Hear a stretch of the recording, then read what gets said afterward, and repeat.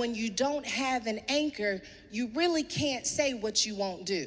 When Moses kills an Egyptian, it's because he doesn't have an anchor. We marvel at the fact that she touched the hem of his garment. I marvel at the fact that he made sure that she would no longer be anchored to hiding, even though she was healed. Sometimes you gotta get out of an environment because it changed you to who you used to be. And when God is trying to break the anchor, you gotta give him something to work with.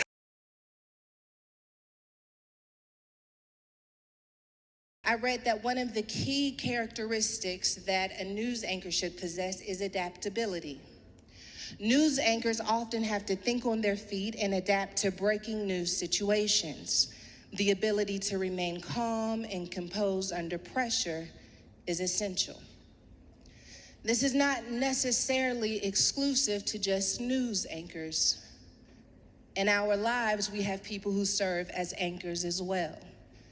And while we are facing all different numbers of challenges, from work to raising children to financial, our anchors are the people in our lives who remind us who we are.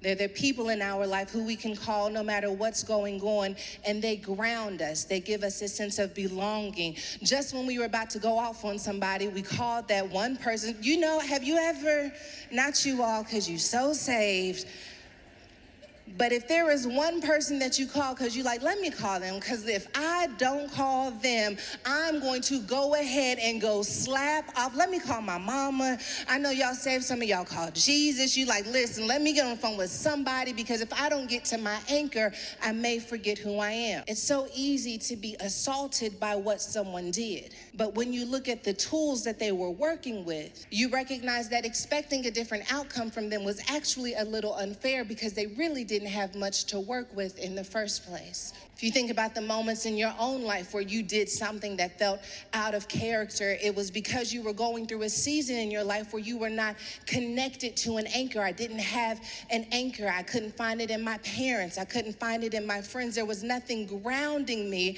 to something that would help me understand what I should or should not do. And when you don't have an anchor, you really can't say what you won't do. When Moses kills an Egyptian, it's because he doesn't have an anchor. He's neither Hebrew nor is he Egyptian. And because his identity isn't anchored in anything, you start drifting and doing things you never thought you would do because you weren't anchored to something.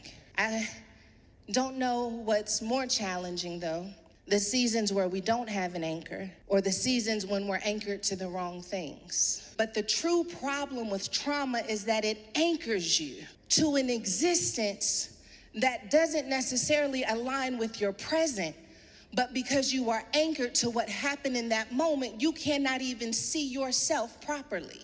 Anchored to shame, anchored to people pleasing, anchored to fear of failure. What I love about our relationship with Jesus is that Jesus doesn't just understand what we go through. Jesus understands how what we go through changes us, how it anchors us to something other than him. I know this to be true because when I look at the woman with the issue of blood, most of the time when we hear people preach about her reaching for the hem of his garment, we commend her for her faith.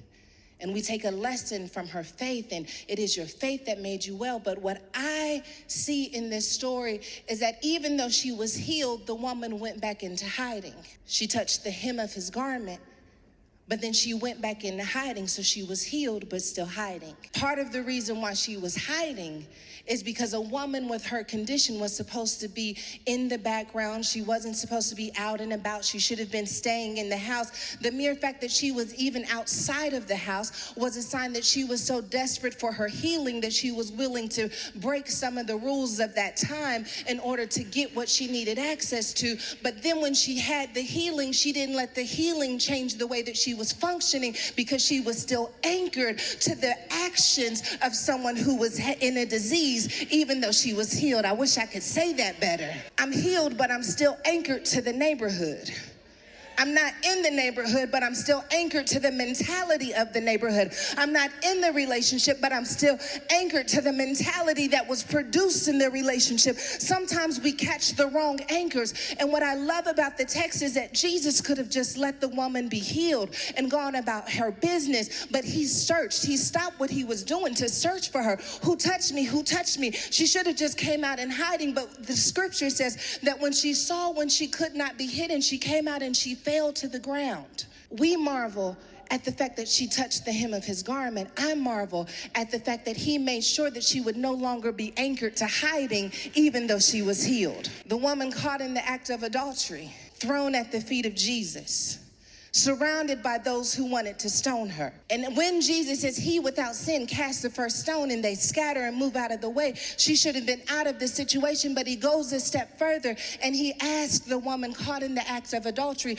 woman, who condemns you? And she looked around and she said, no one. And he says, neither do I. Now go and sin no more. He couldn't just allow her to be rescued. He had to make sure that she wasn't anchored to a mentality that would have her be rescued, but still ashamed, that would have her feel like you saved me, but maybe I wasn't worthy of you saving me, so I still walk with my head held down because I'm still anchored to the trauma of what happened to me. And I say that I'm saved, and I say that I believe that I'm fearfully and wonderfully made, but when it's time for me to actually walk it out, I can't do it because I'm still anchored to this idea that maybe I was an accident. Maybe you don't really know who I am. Sometimes we get the wrong anchors. And so when we are in relationship with Jesus, it's not just for a one-off encounter. It's because we understand that when we sing break every chain, that we're talking about breaking the chains of what I've been anchored to that keeps me from walking out the salvation that I'm hungry for. You see, there are some people in this room who quite literally do not look like what they have been through, because when they got in relationship with Jesus, Jesus broke the chain of what they were anchored to. You're right, it doesn't make any sense how I got from point A to point Z. The only thing I can tell you is that he broke the chain of what I'd been anchored to. I wish we could have testimony service, because I would take about 5 seconds to let someone testify about how they thought depression would be all they ever knew, how they thought abandonment would be all they ever knew, how they thought addiction would be all they ever knew. But he broke the chain of what I was anchored to. I shouldn't have any business dreaming the way that I dream, but he broke the chain of what I'd been anchored to. I have no business raising this family, being in this relationship, going into mental health and wellness, but he broke the chain of what I'd been anchored to. I don't look like what I've been through. I don't look like my community, because he broke the chain of what I've been anchored to. If I told you my rap sheet, you would be surprised that someone like me could be standing where I'm standing, but he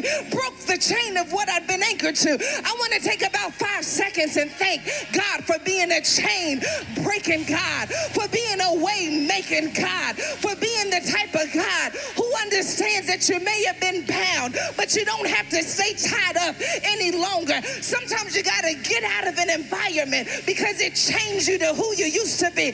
And when God is trying to break the anchor, you got to give him something to work with. I lift my hands in worship, not because it's easy, but because I got a chain to break. Paul and Silas are sitting in a cell, chained up in somebody else's anchors. Oh, God. Whew. But they had understood that somebody else's anchors don't change what I'm anchored in. So they're sitting in the prison cell and they start doing the only thing they can do, because they can't really move this thing on their own. They can't really break this chain on their own, but they use the weapon that is available to them, because sometimes you can't just flip a switch and make things change. But what you can do is change the condition. You can change your position in the condition when you decide to worship in the face of what is oppressing you. Now I was underneath it, but when I worship, I get on top of it. And Paul and Silas start singing, and Paul and Silas start worshiping, and all of a sudden chains start breaking. I didn't have to manipulate to do it. I didn't have to sleep with anybody to do it. I didn't have to pretend to be someone I wasn't. I just had to step into the fullness of who I am. Your authentic worship will break the chains of what's trying to keep you bound.